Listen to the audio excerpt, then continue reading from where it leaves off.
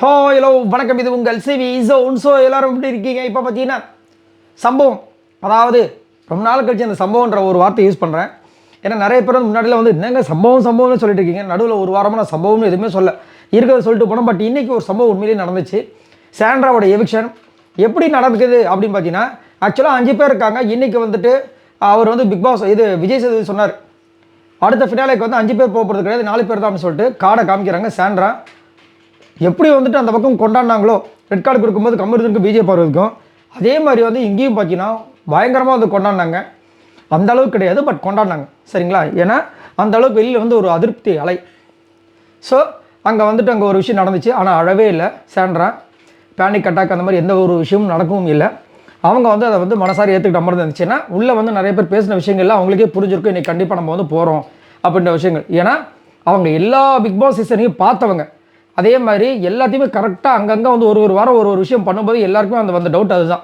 சரிங்களா? என்ன ஒன்று, இந்த கார் இன்சிடெண்ட்டாக கொஞ்சம் தவிர்த்துருக்கலாம். ஸ்போர்ட்டிவ் எடுத்திருந்தா 2 பேரோட லைஃப் வந்து இந்த பிக் பாஸ் வீட்டுக்குள்ளே கண்டினியூ இருக்கும். அதை அவங்க வந்து பண்ணது கொஞ்சம் மன வருத்தம்.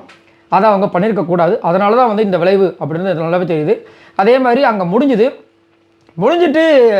காடை காமிச்ச உடனே திவாகர் டக்குன்னு போயிட்டு, அக்கா நீங்கள் பண்ணப்பட்டு எடுத்துருக்கலாங்க்கா. அப்போ தான் ஒரு நைஸாக சொல்கிறேன், நான் உங்ககிட்ட கண்ணை காமிச்சிட்டே இருந்தேன். ஏன்னா வெளியில் வந்து இவங்களுக்கு ஓட்டு கம்மியாக இருக்கிற விஷயங்களும் தெரியும், இவங்களுக்கு அகேன்ஸ்டாக போகிற விஷயங்களும் திவாகருக்கு தெரியும். அதனால் திவாகர் வந்து கண்ணை காமிச்சிருக்காரு போல இருக்குது. இவங்களுக்கு அது தெரியலையா என்னன்னு தெரியல. அதனால் இவங்க பணத்தை எடுக்கல. அப்போ வந்து சொல்கிறாரு, நான் உங்ககிட்ட கண்ணை காமிச்சிட்டே வந்து நீங்கள் கவனிக்காம விட்டீங்கன்னு சொல்கிறாரு. இருந்தாலும் வந்து பரவாயில்லன்னு சொல்லிட்டு அவங்க கிளம்புறாங்க.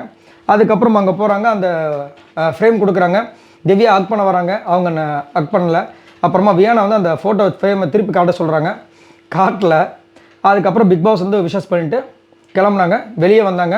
சபரிக்கிட்ட வந்து ஜூன் 2 கண்டிப்பாக நான் வந்து வருவேன், இல்லைனா உனக்கு நான் கால் பண்ணுவேன்னாங்க. விக்கல் சிக்ரம் கிட்ட வந்து உங்ககிட்ட நான் ஐ லவ் யூ சொல்ல நான் நினச்ச கூட பார்க்கல அப்படின்னு சொன்னாங்க. ஆனால் நான் மறக்க மாட்டேன் உங்களெல்லாம் அப்படின்னாங்க. திவ்யா கிட்ட வந்துட்டு என்ன சொன்னாங்க, திவ்யா கிட்ட உன்னை நான் நாமினேட்டே பண்ணது கிடையாது, எனக்கு உன்னை ரொம்ப பிடிக்கும் அப்படின்னு சொன்னாங்க.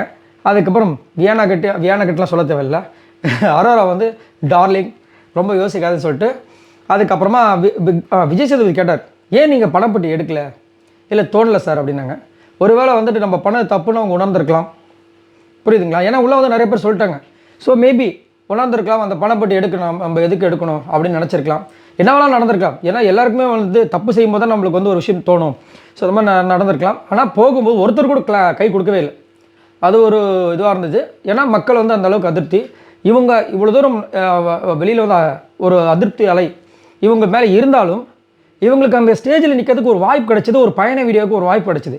ஆனால் கமருதீன் விஜய் பார்வதிக்கு அந்த வாய்ப்பே கிடைக்கல. அது ஒரு இன்னுமே வந்துட்டு மாறாத வடுவா கமருதீன் விஜய் பார்வதி சைடுகளுக்கு இது ஒரு விஷயமாக இருக்குது. சரி, இதை பற்றி உங்களோட கருத்துக்களை சொல்லுங்கள். பாய் நண்பர்களே.